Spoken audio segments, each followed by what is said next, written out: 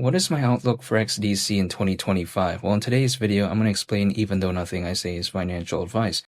Well, first of all, when it comes to the idea of maybe $1, it hasn't left my mind, and I'm still looking forward to maybe what 2025 could be, even though we're kind of already near December a little bit. I mean, if we think about it in the grand scheme of things. But even despite all that, I have taken a look back in history. It doesn't mean it's going to necessarily happen exactly this time around because it is just based off history, but there is a timeline I'm looking at. Typically, as a worst case scenario, right? Altcoins usually peak around 18 months after a Bitcoin halving event. So 18 months from the last Bitcoin halving event back in April of last year would actually mean October this year. Again, it doesn't mean it's going to be happening at that time, but even if, let's say, it extends until like December or something like that, let's say the timeline is prolonged, right? Even at that point, like to me, sometimes you like to say, oh, it doesn't seem like that much time. I'm totally aware that maybe in other markets or something like that, like hypothetically doing like a 5x or something, may take quite a while. But within this space, we've even seen kind of the moves that Bitcoin made. And Bitcoin literally is the biggest project out there that we have right now within this space, right? And take a look at how fast that moved. I mean, again, XDC is an altcoin. It has nowhere near that market cap. The market cap is pretty decently sized, but it's nowhere near that massive, again, right? Compared to something like Bitcoin.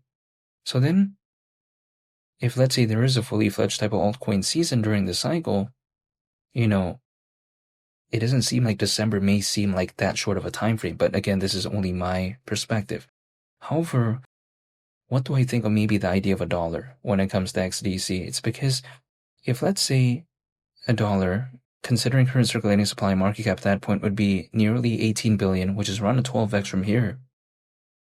Like to me, it doesn't seem like something too maybe outlandish because, that market cap right there, we've seen like XRP not too long ago reach a market cap of around 200 billion, and that's not even like 10% of that.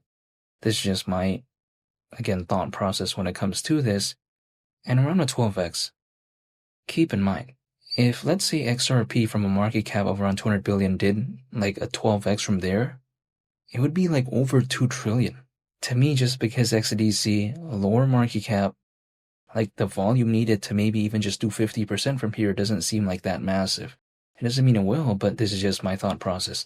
Now, when I take a look at XDC as a project, I do like the fundamentals because, for instance, if we take a look at the XDC network, it is allegedly an enterprise-grade blockchain protocol that was purpose-built for global trade and finance.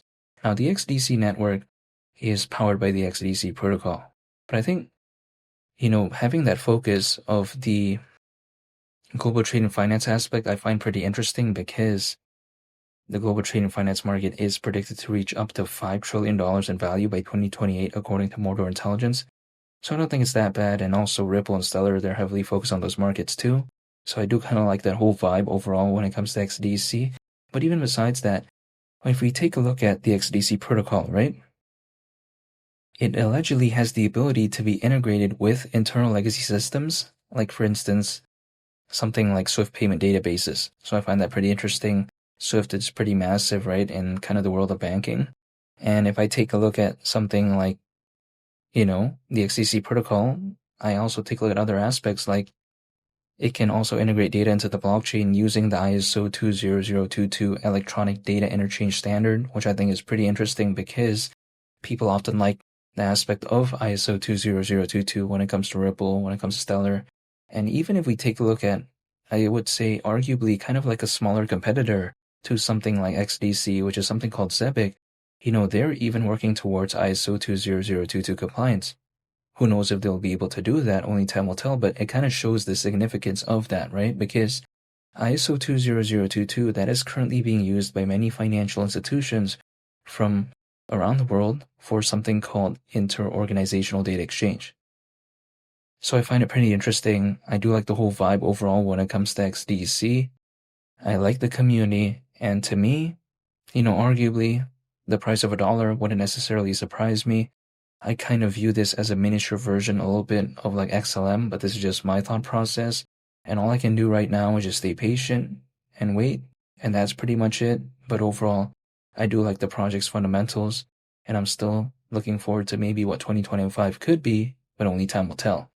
And feel free to subscribe if you enjoyed this video. Greatly appreciate it. It's Billy the Captain, and I'll catch y'all on the next one. I'm out. Peace. Bye.